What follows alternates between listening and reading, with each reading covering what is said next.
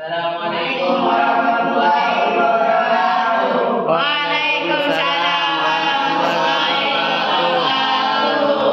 Kami dari kelompok 1 akan mempresentasikan makalah yang berjudul komponen-komponen penyusun darah. Saya Panjaki sebagai moderator.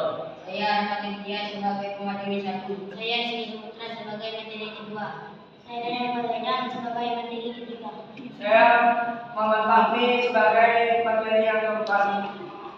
Kepada materi pertama untuk menyampaikan materinya.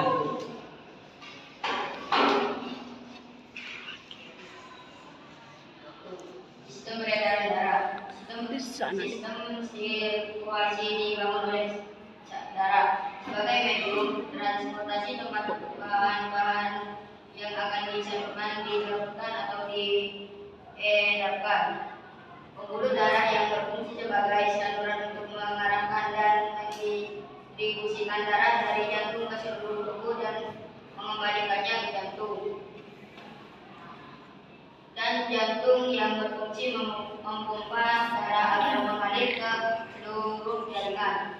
Mariam 201 sistem sirkulasi berperan dalam homeostasi tadi dengan berfungsi sebagai sistem transportasi tubuh dengan mengangkut oksigen, karbondioksida, zat-zat sisa, elektrolit, nutrisi dan hormon dari satu bagian tubuh ke bagian tubuh yang lain. Bagaimanakah sistem ini bekerja? Berikut ini akan dipaparkan hal-hal yang terkait dengan sistem peredaran darah pada manusia. 1. Sistem peredaran darah kardiovaskular, jantung, darah, dan pembuluh darah adalah komponen utama dari sistem kardiovaskular. Sistem sirkulasi berperan dalam homeostatis dengan berfungsi sebagai sistem transportasi tubuh dengan mengangkut oksigen, karbondioksida, zat-zat sisa, elektrolit, nutrisi, dan hormon dari satu bagian tubuh ke bagian tubuh yang lain. Bagaimanakah sistem ini bekerja? Berikut ini akan dipaparkan hal-hal yang terkait dengan sistem peredaran darah pada manusia. A. Darah. Secara historis banyak budaya di seluruh dunia baik kuno dan modern meyakini penghabisan darah. Darah dianggap sebagai esensi kehidupan karena hilangnya darah yang tidak terkendali dapat mengakibatkan kematian. Dari zaman dahulu, orang telah melihat darah sebagai penyebab adanya kehidupan. Gladiator Romawi meminum darah karena menganggap darah memiliki kekuatan vital yang bisa membentengi diri dari pertempuran. Darah juga dikaitkan dalam menentukan perasaan emosi. Orang dari keturunan bangsawan dianggap digambarkan sebagai darah biru, sedangkan penjahat dianggap memiliki darah biru. Dikatakan juga bahwa kemarahan menyebabkan darah mendidih. Maka di saat ini kita menjadi khawatir ketika kita menemukan diri kita berdarah dan dapat emosional dari darah sudah cukup untuk membuat banyak orang pingsan saat melihatnya.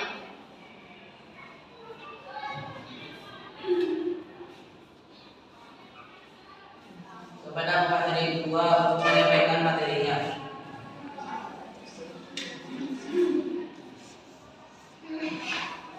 Komposisi darah.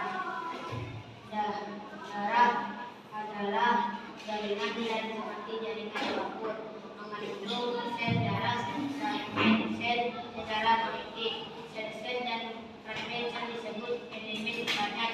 Sel dan fragmen sel tersuspensi dalam cairan yang disebut plasma. Oleh karena itu, darah diklasifikasikan sebagai jaringan ikat cair. Gambar 3. Berikut pembahasan komposisi darah setelah darah distribusi. Fungsi darah. Darah mengandung gas, nutrisi, produk-produk limbah, dan hormon. 2. Darah yang terlibat dalam regulasi homeostatis dan pemeliharaan pH, suhu tubuh, keseimbangan cairan dan kadar elektrolit. hidrolit. 3. Darah melindungi terhadap penyakit dan peredaran darah. Komposisi darah adalah jaringan mengandung sel dan fragmen. Sel darah kolektif, sel-sel dan fragmen sel disebut elemen padat dan terdiri atas eritrosit, leukosit, trombosit. Sel darah fragmen sel tersusun dalam cairan plasma. 1. Plasma sebagai sel tersusun air, mengandung protein seperti globulin, mempertahankan tekanan osmotik. Globulin berfungsi dalam transportasi dan kekebalan.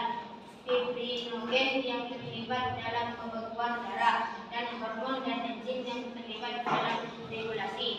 2. Plasma mengandung ion, nutrisi, produk-produk limbah dan gas. Assalamualaikum warahmatullahi wabarakatuh.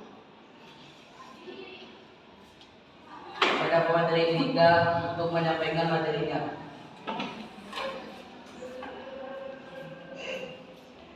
Assalamualaikum warahmatullahi wabarakatuh. Eritrosit atau sel darah merah berbentuk trigonoid, tidak memiliki inti dan mengandung sejumlah besar hemoglobin. Fungsi utama eritrosit adalah transfosfasi oksigen. 2. Hemoglobin terdiri dari pigmen yang mengandung besi dan protein. Hal ini memainkan peran penting dalam transportasi oksigen dan berpartisipasi dalam transportasi karbon dioksida. 3. Eritrosit sangat melimpah dalam darah. Jumlah eritrosit 400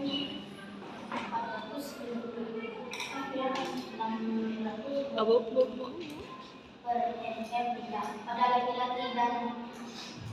laki-laki dan 425 per ml pada wanita. 4. Eritrosit dibentuk dari hemoglobin di sumsum tulang merah. Tingkat produksi dikendalikan oleh konsentrasi oksigen dari darah melalui mekanisme umpan balik.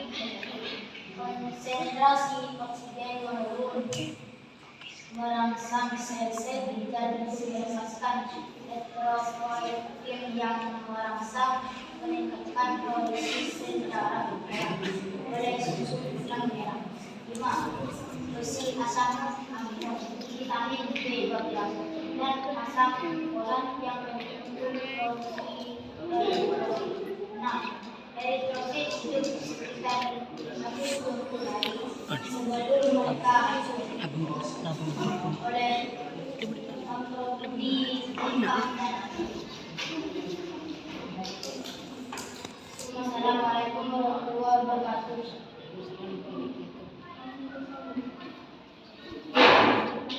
Pada pemateri keempat untuk menyampaikan materinya.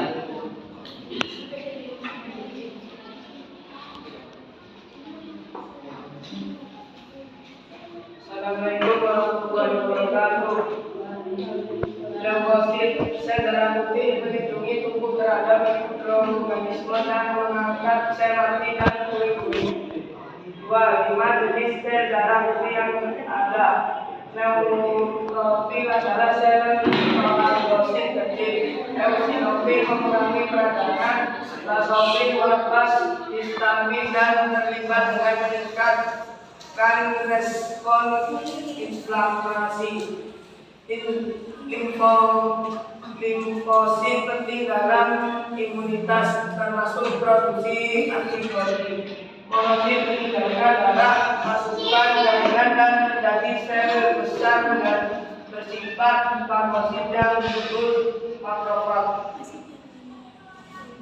Trombosit.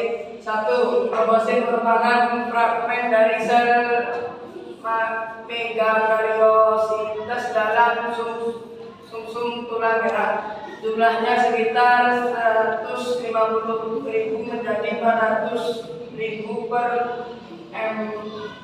F3 darah. 2 trombosit berperan dalam pembekuan darah. Wassalamualaikum warahmatullahi wabarakatuh.